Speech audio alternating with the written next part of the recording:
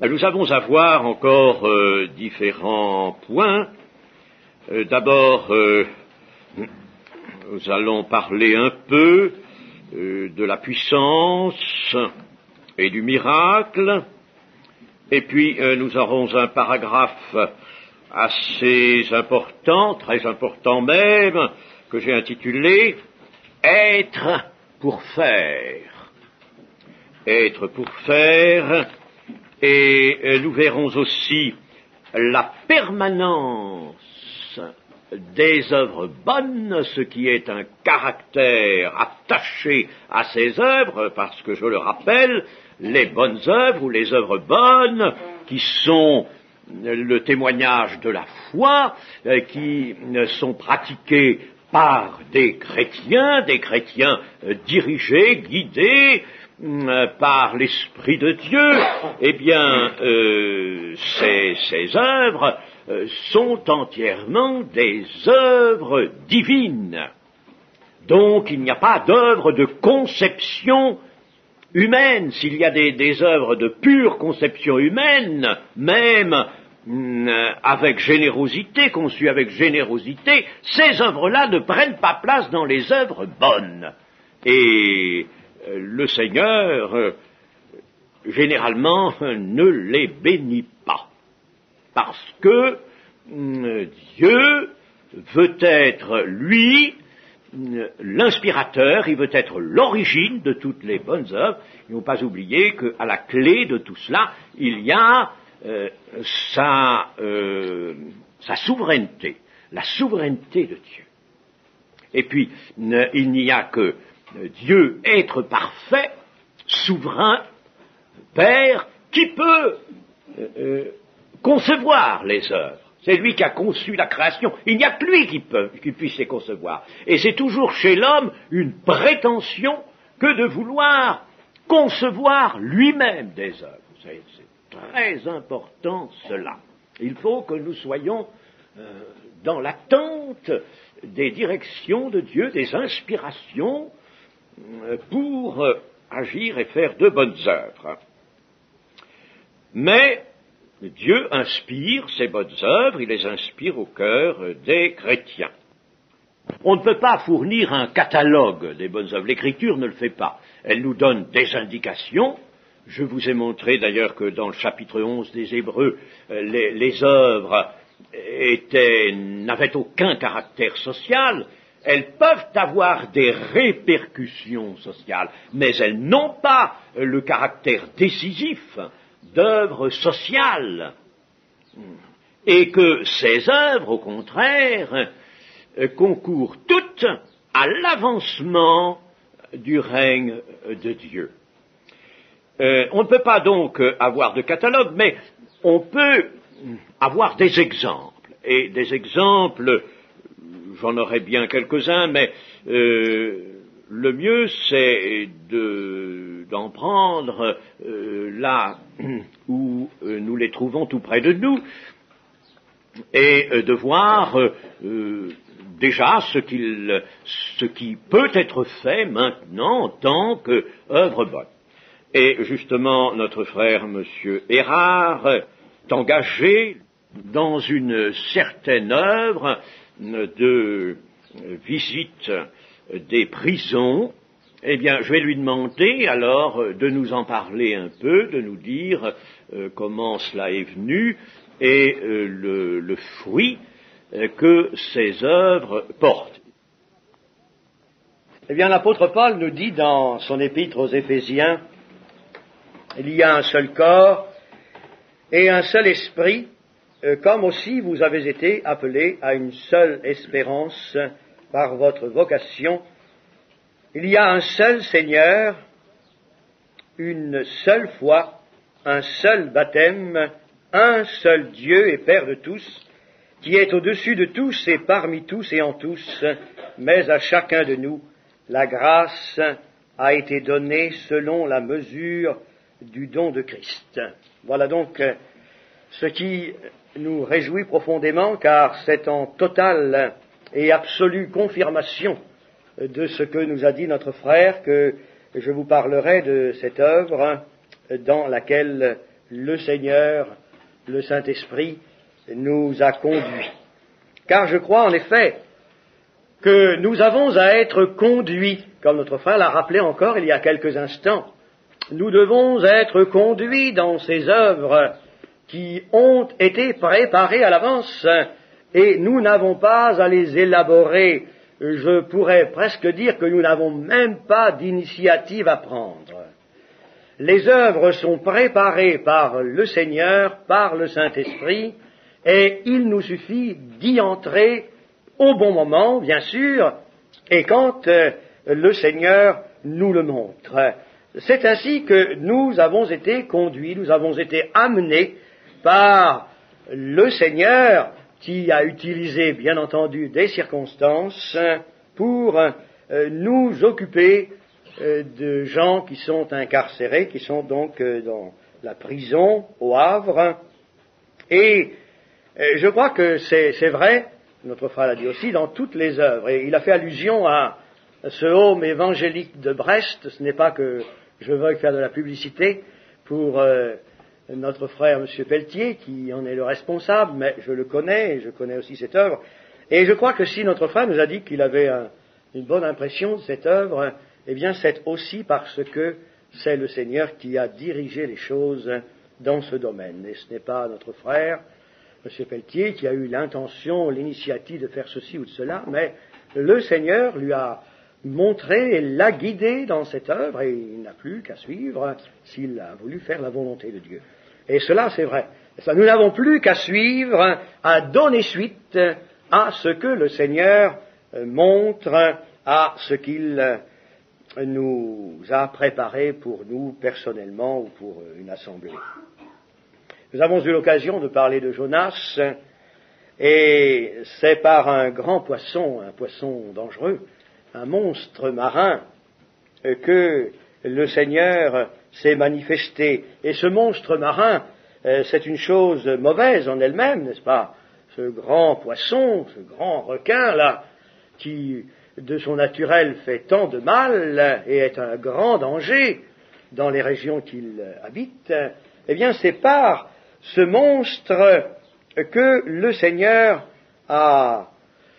est venu pour conduire les circonstances avec Jonas. Et c'est au travers d'escrocs que le Seigneur nous a guidés.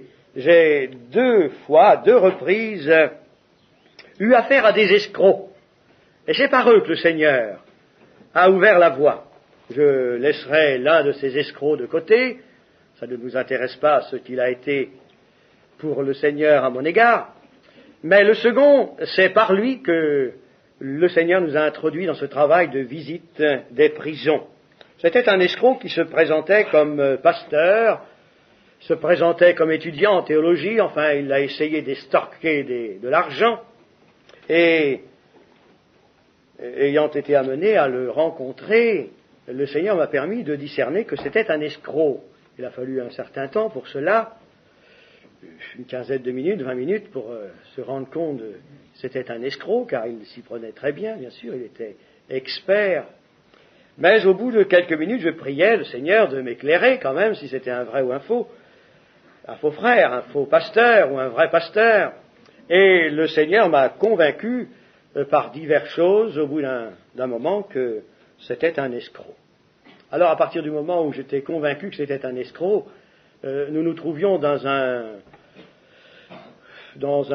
comment je pourrais dire, un dispensaire religieux tenu par des religieuses catholiques, et elle avait eu la gentillesse de nous laisser tous les deux là dans un petit salon où elle avait servi le café à cet homme. Et quand j'étais convaincu que c'était l'escroc, je suis allé la trouver, je dis, soyez bien aimable de prévenir le commissariat de venir chercher un homme avec leur véhicule là pour mettre fin à toutes ces mauvaises actions. Alors, quelques minutes plus tard, il y avait là la voiture de police avec 2 agents de police, et ce qu'il n'avait pas voulu faire avec moi, c'est-à-dire me montrer, ouvrir une mallette qu'il avait, me montrer ses papiers, devant la force publique, il a dû le faire, et là, on a découvert que dans sa mallette, il y avait des faux billets, il y avait un tas de choses. Voilà. Alors, les 2 agents l'ont donc embarqué, mais quand il l'emmenait, je lui ai dit, je viendrai vous voir. Alors, c'est vrai que j'ai essayé de le voir quand il était en prison. J'ai essayé de le voir d'abord au commissariat central où il avait été retenu une journée ou deux, une journée et une nuit. Et ensuite, j'ai fait les démarches pour lui rendre visite. Je l'ai vu, c'était donc le premier que je visitais en prison. Voilà comment les choses se sont passées. Et là, en prison, il m'a raconté qu'il n'était pas pasteur, bien sûr, il m'a raconté, semble-t-il, la vérité, et il m'a dit cependant qu'il avait eu contact avec des églises, et qu'il avait un peu lu le Nouveau Testament, etc., etc. Enfin, je suis allé le voir un certain temps, pendant 2 mois, je crois, 2 ou 3 mois, 2 mois peut-être, et eh bien, j'étais bien sûr satisfait de ces visites parce qu'il s'intéressait beaucoup à la parole de Dieu, il s'intéressait à l'Évangile, il parlait, discutait très bien, mais je le rencontrais dans un petit isoloir, il y avait là je le rencontrais au même titre que les familles peuvent rencontrer les membres de leur famille qui sont en prison, c'est-à-dire dans un petit isoloir où il y a 6, 7, 8 personnes là, ils sont ensemble et ils sont sur des tabourets, et en face d'eux il y a le prisonnier, et il y a toute une séparation là non pas en verre mais en plastique troué là comme dans les bureaux d'administration, et on parle entre eux ce plastique qui est là. Et bien sûr c'était bien, mais il me dit, vous savez, ici j'ai parlé avec ceux qui sont là avec moi ou près de moi, et il y a plusieurs là qui aimeraient qu'on leur parle du Seigneur, qui aimeraient avoir l'Évangile. Alors je me suis dit, bon, bien, c'est très bien de rencontrer ce seul homme, car je ne pouvais voir que lui, n'est-ce pas? Il y a des permis de visite, mais pour une seule personne. Alors il me fallait entrer plus loin, et entrer à l'intérieur de la prison même, et j'ai dit, bon, eh bien, je vais voir ce qu'il y a à faire pour pouvoir entrer. Je me suis informé, je me suis documenté, et on m'a dit que seuls les protestants et les catholiques étaient reconnus au titre d'aumôniers. Il y a des aumôniers, des aumôneries catholiques et protestantes, eux ont un droit permanent d'entrer dans les maisons d'arrêt, mais en ce qui nous concerne, eh bien, on n'a pas de droit comme eux, on n'a pas d'aumônerie, et il me fallait demander une carte de visiteur de prison à l'administration pénitentiaire, donc, dont la direction est à Lille. Alors j'ai fait donc toutes les démarches, et puis c'est passé par le juge d'application des peines, il y a eu toute une enquête qui a été faite sur mon compte pour savoir si je pouvais entrer dans la prison comme ça, si ce n'était pas un danger public, ou si je ne passerais pas des armes, que sais-je. Et quand toute l'enquête a été terminée, la direction départementale m'a dit que c'était d'accord, j'étais autorisé, m'a envoyé une carte de visiteur, ce qui me permettait d'entrer à tout moment dans la prison et qui me permettait de rencontrer les prisonniers comme leurs avocats, c'est-à-dire dans un parloir, mais dans une petite pièce où il n'y a pas de surveillance, où les gardiens ne viennent pas, nous sommes absolument tranquilles. Alors, c'est ainsi que les choses ont commencé. J'ai commencé à voir donc ce premier garçon, et il est sorti, après j'en ai vu un deuxième, un troisième, et puis les contacts se sont multipliés comme cela, à l'intérieur, et bien sûr, j'ai toujours essayé d'introduire le plus grand nombre de Nouveaux Testaments, le plus grand nombre de Bibles, des Nouveaux Testaments d'abord, et des Bibles à la demande des garçons, parce que j'estimais qu'il était préférable qu'ils aient d'abord et seulement le Nouveau Testament, plutôt que la Bible, car par le Nouveau Testament, ils ne risquaient pas de buter sur les difficultés de l'Ancien Testament, et ils pouvaient rencontrer Jésus comme leur sauveur personnel, ce qui, bien sûr, serait l'amorce d'une vie nouvelle et d'une recherche plus tard de la vérité de Dieu dans l'Ancien Testament. Alors j'ai introduit le plus grand nombre de Nouveaux Testaments, j'ai introduit des livres chrétiens tels que La Croix et le Poignard en grand nombre, Rescapé de la drogue, du ghetto à la vie, enfin tous ces livres que nous connaissons et qui nous parlent de l'expérience de ce Nicky Cruz, qui bien sûr était, comme vous le savez, parmi tous ces jeunes délinquants que le Seigneur a sauvés. Alors nous avons bien sûr eu des déceptions, c'est évident, il y a des déceptions, il y a des échecs, Mais ce n'est pas parce qu'il y a des déceptions, des échecs qu'il faut renoncer à une tâche. Et le Seigneur, en face de tous ces échecs, ces déceptions de gens, notre frère faisait allusion à cela, pour les clochards, n'est-ce pas, qui ne cherchaient que l'intérêt, qui ne cherchaient que le profit. Là encore, on trouve une masse de gens qui ne cherchent que l'intérêt, et ils cherchent à manipuler celui qui vient vers eux pour essayer d'en tirer profit, ou bien essayer qu'il aille visiter la famille, qu'il se débrouille pour ceci ou cela, pour des démarches ou toutes sortes de choses. Ils cherchent à tirer profit. Ils cherchent l'intérêt par ce contact, n'est-ce pas? Ils sont complètement isolés. Il y en a qui ont la visite de leur famille, d'autres n'ont pas du tout de visite. Alors évidemment, si ça peut être quelqu'un qui travaille dans leur intérêt, c'est tout ce qu'ils voient. Alors bien sûr, c'est là qu'on enregistre un certain nombre de déceptions, mais on se rend compte de ces gens qui ont un intérêt réel pour le Seigneur, pour la foi, pour la parole de Dieu, et ceux qui n'en ont pas. Et dans le fond, le tri se fait très vite. Quand je vois quelqu'un pour la première fois, je ne lui parle pas de la pluie et du beau temps, c'est évidemment sur le terrain de la foi, et c'est de Jésus que je lui parle, et je me rends compte tout de suite si ça l'intéresse ou pas. Alors je le visite plusieurs fois par prévenance, par gentillesse, je ne vais pas le laisser tomber parce que je l'ai vu une seule fois, il ne s'est pas intéressé à la foi, ce ne serait pas non plus convenable, mais je le vois 2, 3 fois, 4 fois, et puis après c'est terminé, je le laisse, je le reverrai peut-être plus tard, mais je le laisse réfléchir à ce qu'il a entendu, et puis on verra plus tard, mais je ne vais pas aller à l'encontre de son intérêt, et qui ne se porte pas dans la direction de Dieu, qui ne se porte pas dans la direction de la foi. Alors ce sont les déceptions que nous avons, mais à côté de cela, nous avons des joies merveilleuses, que Dieu soit loué. Nous avons des joies profondes, et nous avons entre autres rencontré un homme qui était en prison au Havre pour une tentative d'assassinat, et qui devait être traduit devant la cour d'assises de Rouen, et qui donc est parti plus tard vers Rouen, où maintenant il a été jugé, et il purge donc sa peine. Mais lorsque nous l'avons eu au Havre, et que c'était absolument un païen qui ne connaissait rien de Jésus, il était catholique, oui, comme beaucoup de catholiques, mais sans connaissance, et cet homme a pris plaisir à la parole de Dieu.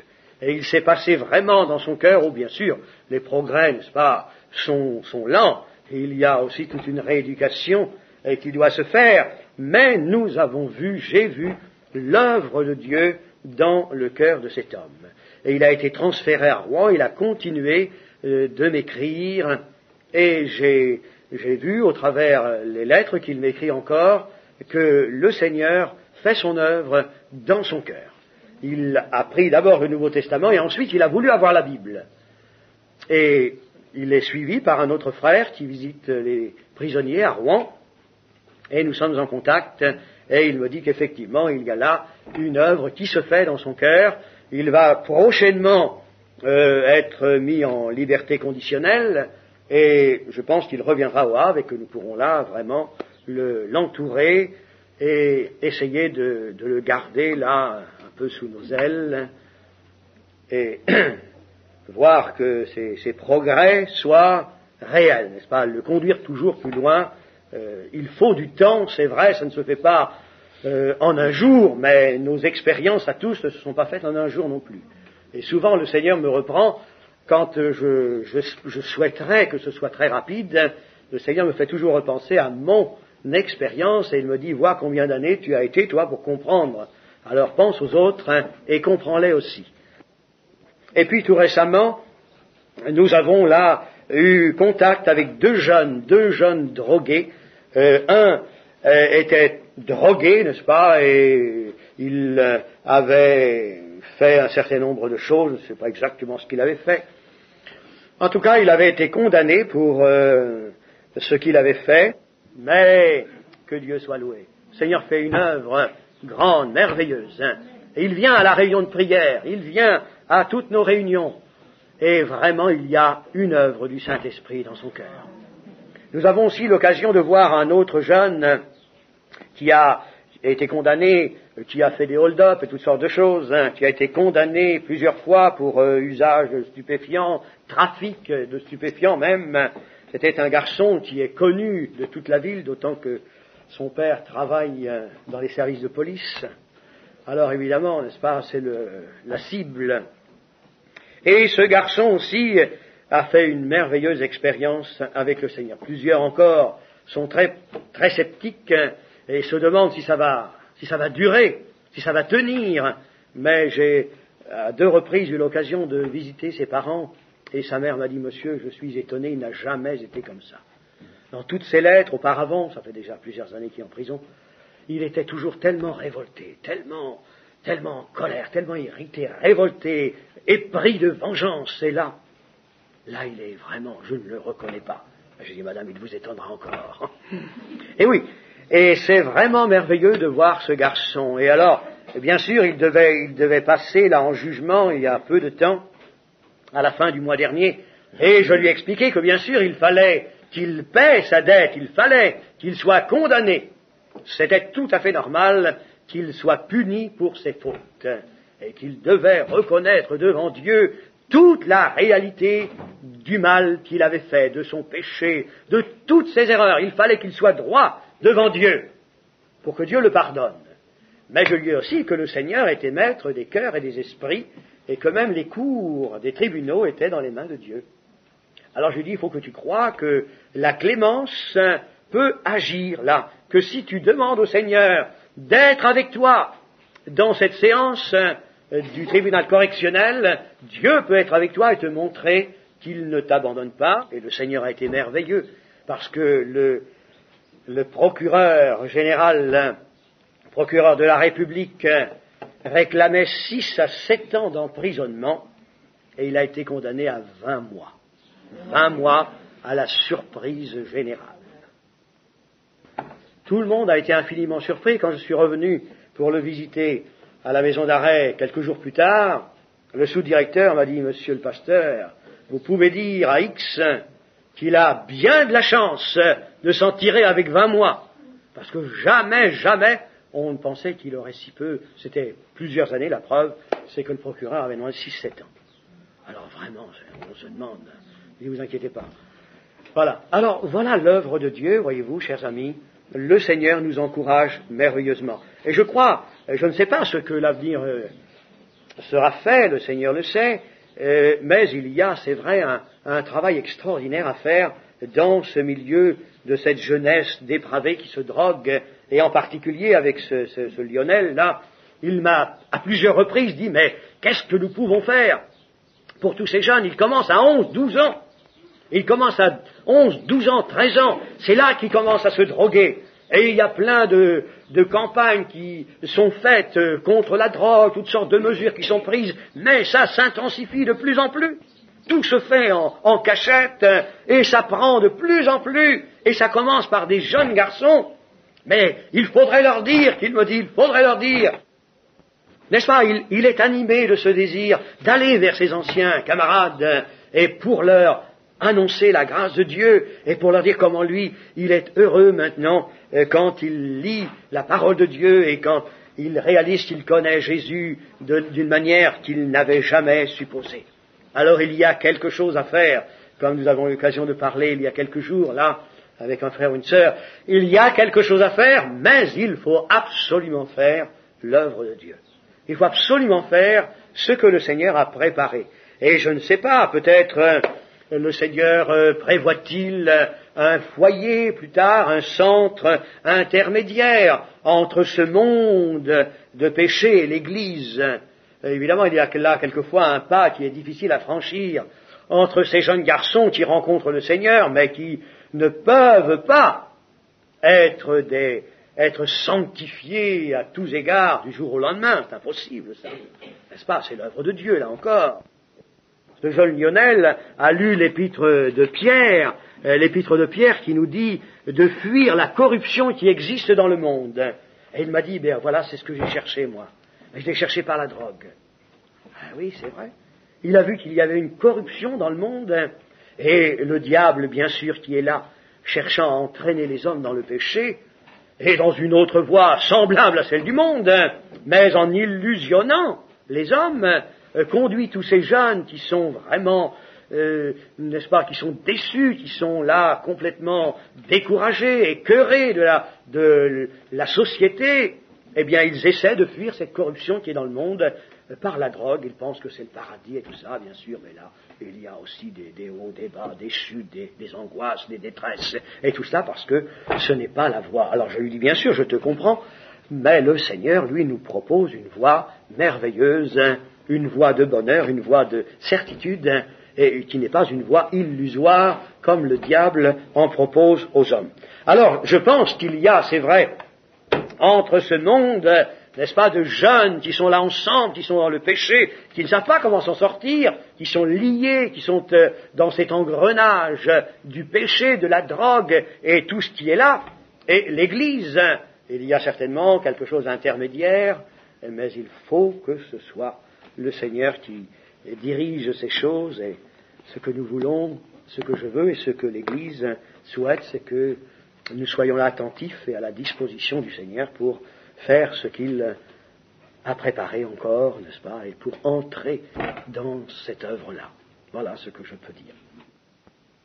Vous n'irez pas, parce qu'il y a des prisons de femmes aussi, et il peut y avoir aussi des visiteuses de prison, mais vous n'allez pas tous, en rentrant chez vous, courir à la justice, à l'administration pénitentiaire pour demander à être visiteur. Ce que je veux dire, c'est que une œuvre de Dieu ne se fait pas en imitation de quelque chose que l'on apprend.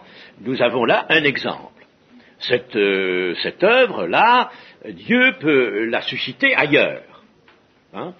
Il l'avait d'ailleurs fait. Il ne faut pas oublier, par exemple, que monsieur le professeur André Lamorte a été longtemps visiteur. Lui, il était aumônier, puisqu'il était pasteur de l'église réformée. Lui, il était carrément aumônier. Dans la grande maison d'arrêt d'Aix, où il y avait des grands criminels, il a là eu l'occasion, évidemment, de voir s'opérer des conversions. Je me rappelle, il y en a une d'ailleurs qui a fait l'objet d'un petit traité imprimé.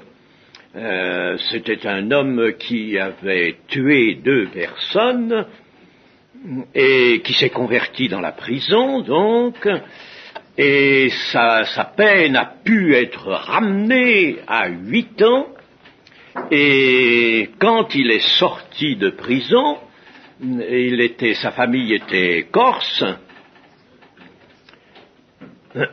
il est allé en Corse et il est allé revoir tous les gens qu'il avait volés, même les familles où il avait causé des deuils, et il est venu demander pardon.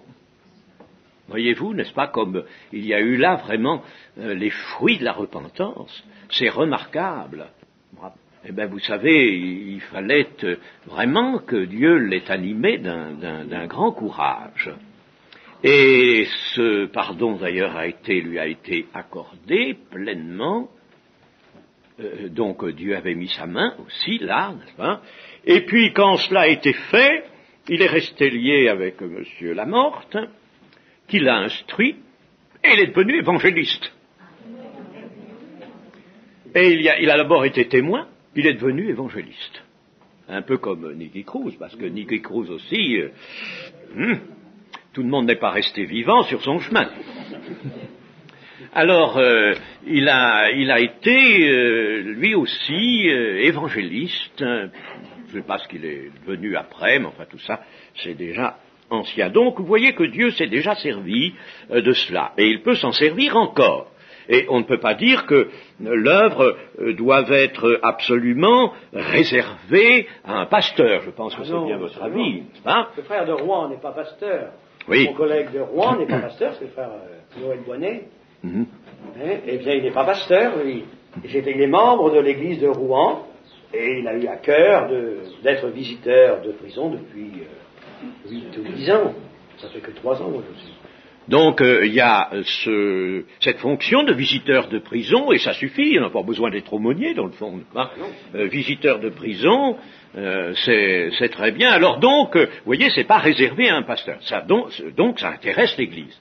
Et je le répète, il y a des femmes qui peuvent, elles aussi, être visiteuses pour des prisons de femmes. Voyons la puissance dans les œuvres et par les œuvres. Alors, nous allons pour cela revenir un peu à Jésus, qui a, lui, beaucoup parlé de ses œuvres. C'est une chose à remarquer, le Seigneur n'a pas mentionné seulement son action de prophète. Vous savez que Jésus remplit 3 offices, je vous le rappelle, il est souverain sacrificateur, il est roi et il est prophète, les 3 offices du Seigneur Jésus. Bon, il n'a pas seulement mis en évidence sa fonction, son office de prophète, mais il a beaucoup parlé de ses œuvres. Alors nous allons revoir ça très rapidement dans l'évangile de Jean, d'abord au chapitre 4 et au verset 34, Jésus leur dit « Ma nourriture est de faire la volonté de celui qui m'a envoyé et d'accomplir son œuvre. » Pourquoi dit-il ici « ma nourriture » ?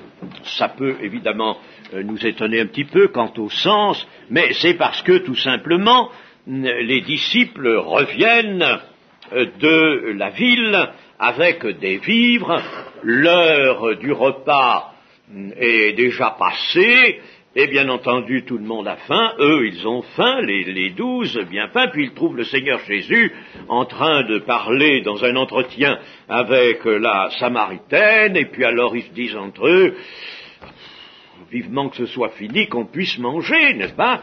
Et alors, comme ils voient, en somme, que ça se prolonge un petit peu, ils viennent dire au Seigneur, ils viennent le presser de manger. Rabbi, Rabbi, mange. Ils disaient ça au Seigneur parce qu'ils voulaient eux manger, bien sûr, n'est-ce pas? Rabbi, mange, ce qui voulait dire, toi, nous avons faim, on ne peut pas manger sans toi, mais on a bien faim. Et alors, c'est là que Jésus dit ma nourriture, c'est-à-dire qu'il se sert de la circonstance et de ce que les apôtres, eux, ont en vue. Ils sont actuellement axé juste sur la nourriture, alors il dit, moi je suis axé sur une autre nourriture, et ma nourriture à moi, c'est de faire la volonté de celui qui m'a envoyé et d'accomplir son œuvre. Voyez donc que Jésus se présente comme celui qui vient accomplir les œuvres de Dieu. Au chapitre 5 et au verset 36, « Moi, j'ai un témoignage plus grand que celui de Jean, car les œuvres que le Père m'a donné d'accomplir, ces œuvres mêmes que je fais, témoignent de moi que c'est le Père qui m'a envoyé. » Ici, Jésus en appelle au témoignage de ses œuvres, parce que ces œuvres, ce sont celles que le Père lui a donné d'accomplir. Il faut qu'il en soit de même pour nous, n'est-ce pas? Nous l'avons encore souligné maintenant, mais il faut que ce soit de même dans l'Église. Rappelons-nous bien ce principe que l'Église, en somme, continue l'œuvre de Jésus-Christ. Et si Jésus-Christ faisait uniquement les œuvres que le Père lui donne d'accomplir, il en est ainsi pour nous. Par conséquent, c'est bien ça. L'apôtre Paul avait bien compris son inspiration, si je puis dire, en nous disant dans les Éphésiens que nous avions été créés en Jésus-Christ pour de bonnes œuvres que le Père a préparées d'avance. Alors, vous voyez qu'il les met en lumière, là encore, les œuvres que je fais. Et il parle bien, donc, de faire. Au chapitre 8 et au verset 39, ils lui répondirent. Alors, ce sont les Juifs qui paraissaient avoir cru en lui, mais c'était une foi qui était encore très insuffisante. Alors, ils lui répondirent, notre père, c'est Abraham. Jésus leur dit, si vous étiez enfants d'Abraham, vous feriez les œuvres d'Abraham. Mais maintenant, vous cherchez à me faire mourir. Moi qui ai dit la vérité que j'ai entendue de Dieu. Cela, Abraham ne l'a point fait. Vous faites les œuvres de votre père. Ils lui dirent, nous ne sommes pas des enfants illégitimes, nous avons un seul Père, Dieu. Là, nous voyons apparaître un principe, c'est que quelqu'un fait toujours les œuvres de son Père, c'est-à-dire de celui auquel il appartient et de celui qui l'inspire. Et si nous sommes à Satan, nous ferons nous aussi les œuvres de Satan. Nous ne sommes plus à Satan parce que nous sommes chrétiens, mais nous pourrions encore retomber dans les pratiques de l'ancien mode de vie ou dans les suggestions de notre chair, de notre homme naturel, et par l'homme naturel, Satan pourrait revenir et nous faire faire les œuvres qui lui plaisent à lui. Il a bien fait jouer ce tour-là à Pierre, Pierre qui venait d'avoir une révélation de Dieu, ce n'est pas la chair et le sang qui t'ont dit cela, qui t'ont appris cela, c'est mon Père qui est dans les cieux. Et puis alors Pierre, après de dire à Jésus, qui parle de sa mort et de ses souffrances, à Dieu ne plaise, Seigneur, cela ne t'arrivera pas. Arrière de moi, Satan, oh là là là là. Tu mets en scandale, car tes paroles ne sont pas les paroles de Dieu, mais les paroles de l'homme. C'était des paroles de l'homme, mais à travers ces paroles de l'homme, Satan était entré à travers ce pauvre apôtre Pierre. Alors il peut, vous voyez, il peut, et l'on a vu d'ailleurs, disons-le carrément, nous ne sommes pas là pour parler à demi, il y a eu dans l'Église tel méfait, telle dissension, telle chose même quelquefois terrible, horrible, et il y en a. Et ça ne peut venir que du diable. Ça ne peut venir que du diable. Alors, ça vient du diable à travers des frères ou des sœurs qui reviennent à leur caractère, à leur vieil homme. Et le diable en profite, bien entendu. Alors, on fait toujours les œuvres de son Père. Rappelez-vous ça. Il faut que nous soyons donc bien les fils de notre Père, et notre Père, c'est Dieu, pour que nous accomplissions ces œuvres. Et puis, chapitre 9, au verset 4, il faut que je fasse, tandis qu'il est jour, les œuvres de celui qui m'a envoyé. La nuit vient où personne ne peut travailler. Toujours la même insistance, les œuvres du Père. Au chapitre 10 et au verset 37, si je ne fais pas les œuvres de mon Père, ne me croyez pas. Ah.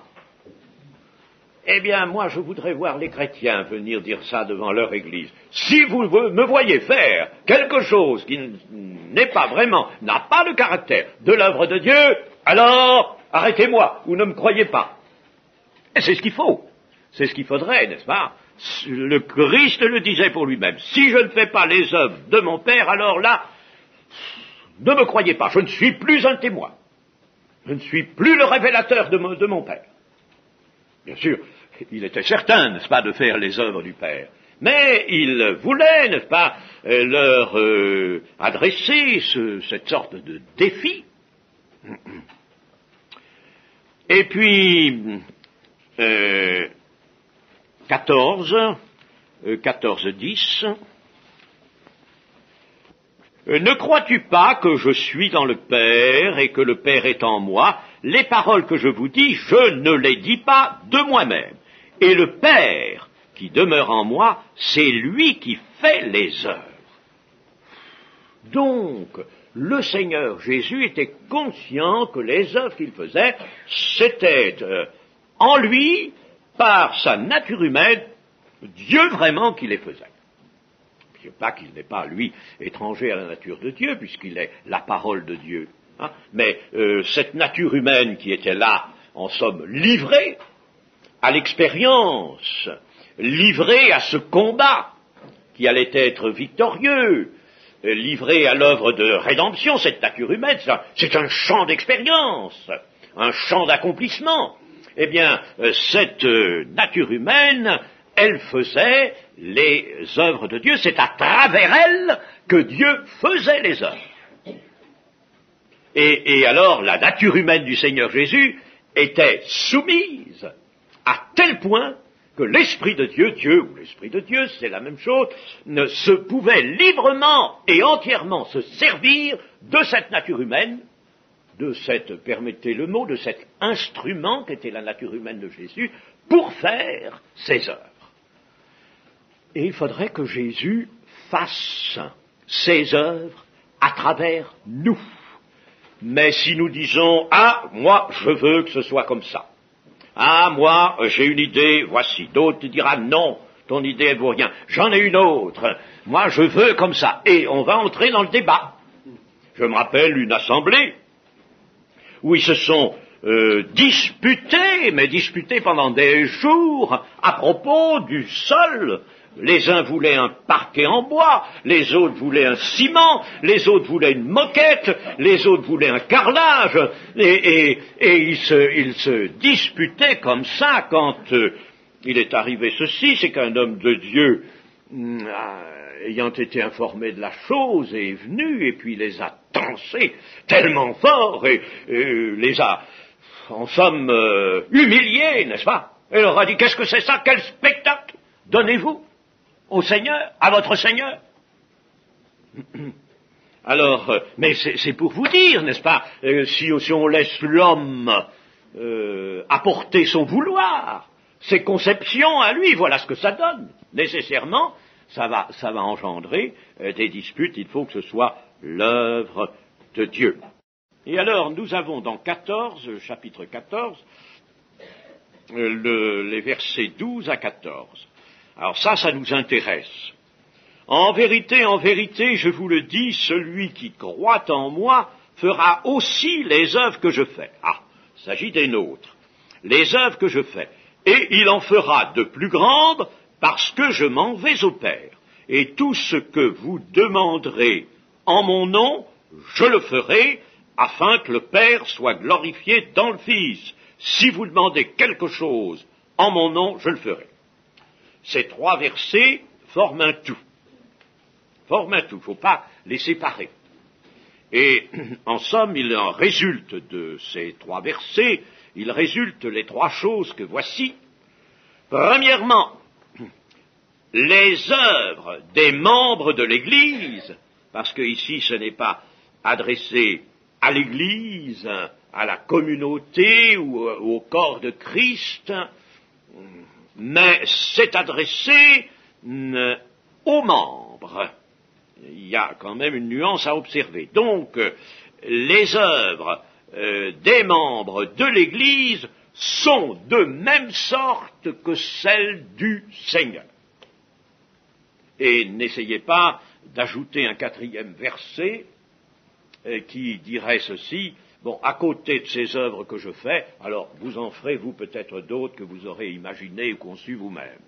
Ça n'existe pas, ce quatrième verset.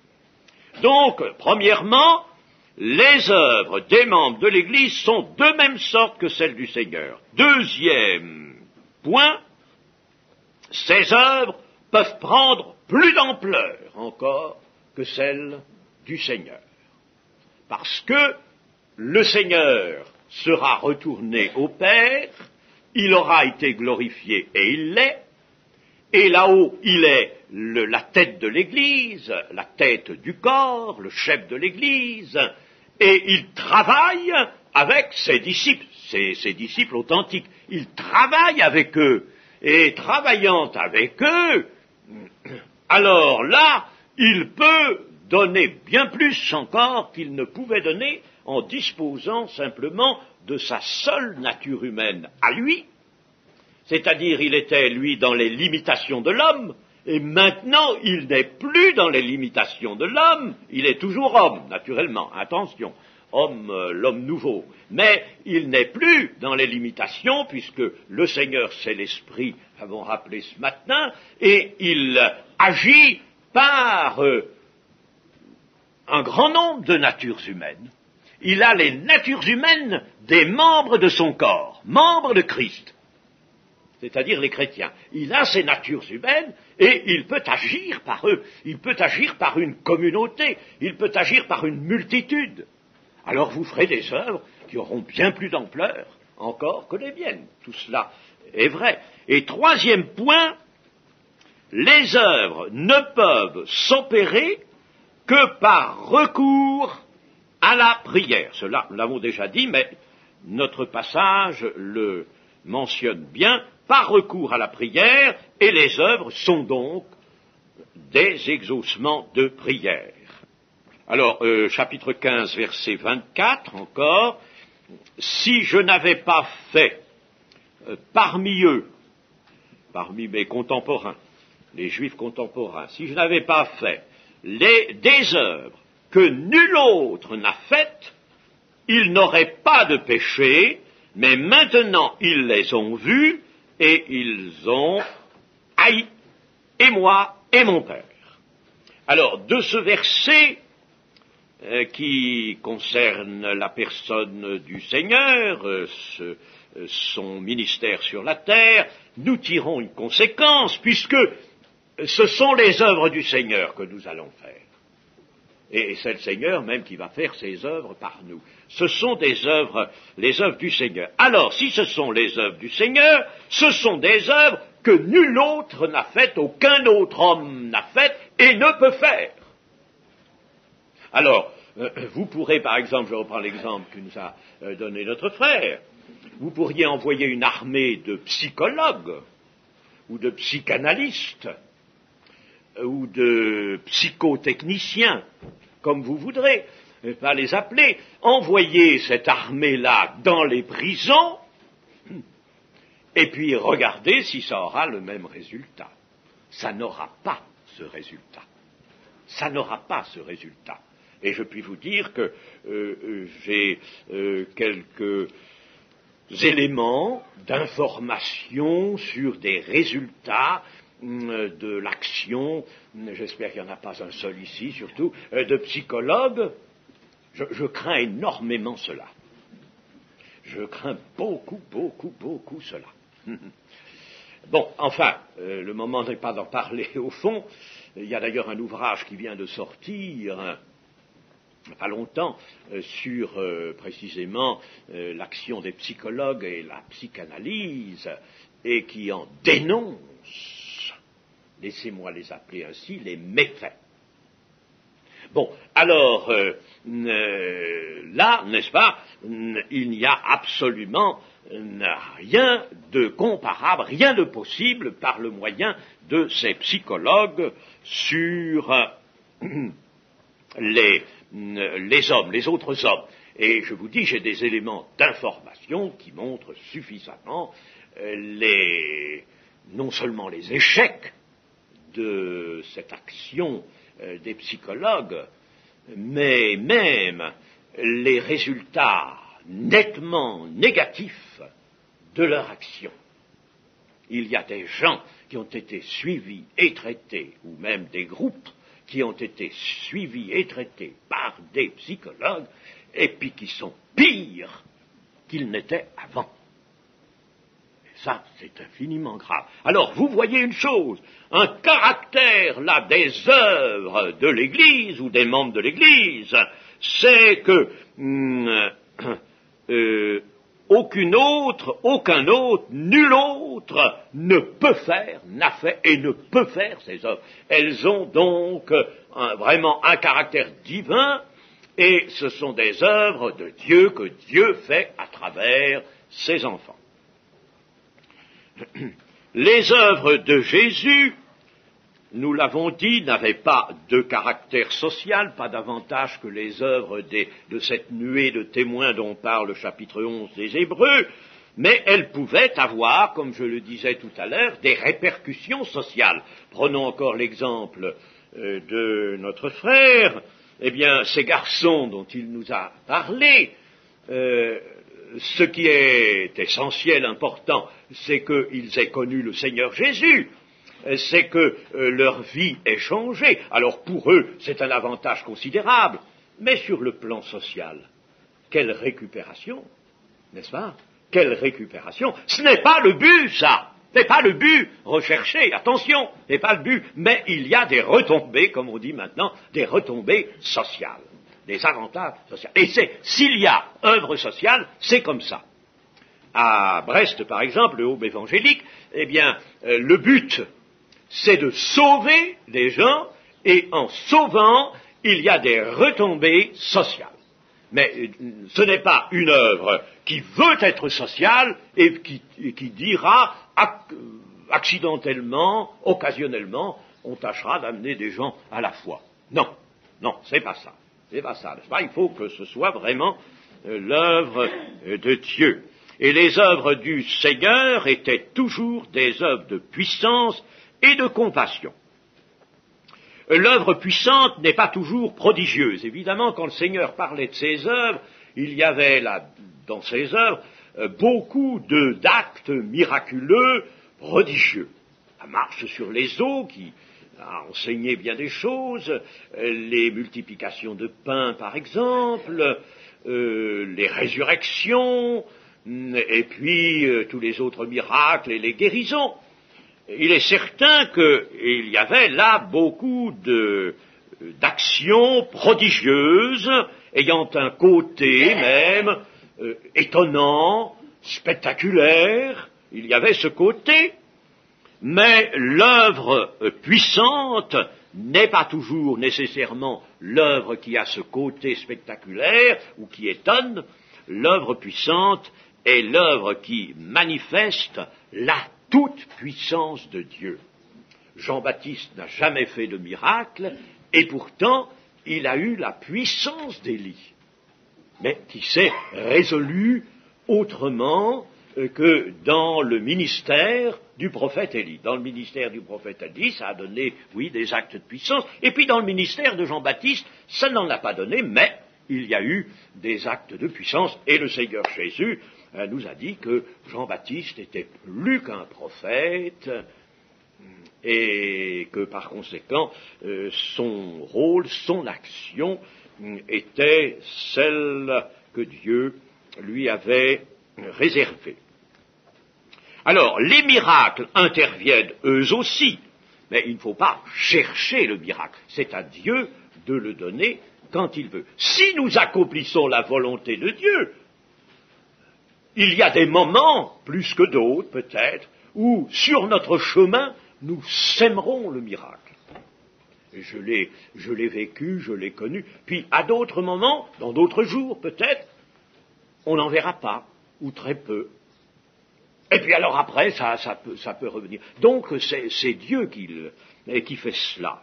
Quand, par exemple, Pierre allait au temple et que c'était à l'heure du soir et le soleil était assez bas et son ombre était toujours projetée du même côté. Son ombre faisait le même chemin que l'apôtre pour aller jusqu'à la porte du temple. Et puis alors, c'est là qu'on alignait des malades du côté de l'ombre, et quand l'ombre passait, là, les malades étaient guéris, c'était magnifique, n'est-ce pas? Il semait le miracle sur son chemin, mais oui, mais ça n'a pas toujours été comme ça.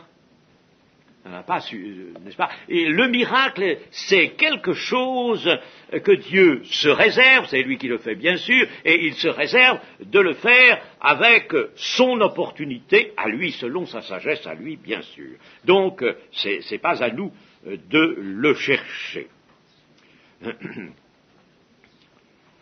Voilà. Et puis, nous verrons d'autres aspects aussi de l'œuvre de la puissance dans les œuvres de Dieu. Nous aurons l'occasion de le voir. À la prochaine de nos réunions sur ce sujet, nous traiterons, alors ce que je vous disais, être pour faire.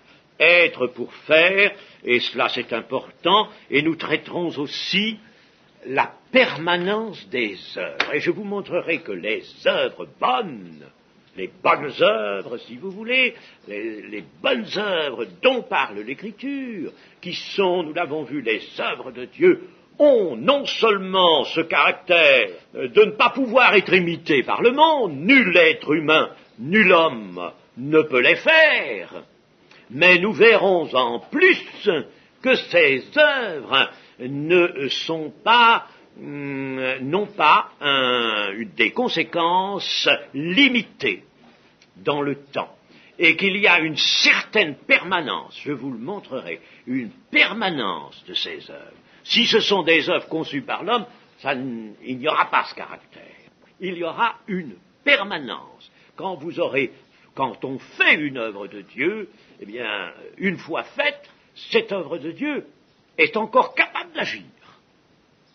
Elle est capable d'agir. Et elle va même aller constituer un trésor là-bas. C'est ça le trésor. Les trésors dans le ciel, dont a parlé le Seigneur. C'est ça. Et dans le ciel, elle va être comme le sang d'Abel, qui, quoique mort, parle encore. Sang d'Abel, parce que le sang d'Abel, c'était une œuvre magnifique, une œuvre d'obéissance au Seigneur, par la foi. Et alors, cette œuvre parle encore. Et mes amis, c'est tellement vrai qu'un jour, je parlais de Caïn et d'Abel, et je mettais évidemment l'exemple d'Abel en grande évidence, exemple d'une foi qui ne discute pas, qui obéit, et il est arrivé qu'un monsieur qui avait non pas l'habitude, mais la rage de raisonner, s'est trouvé touché par cela, et le sang d'Abel, là, a agi encore pour l'amener au sang de Jésus-Christ. Voyez-vous, n'est-ce pas? C'est magnifique tout ça. C'est beau, c'est grand parce que c'est de Dieu.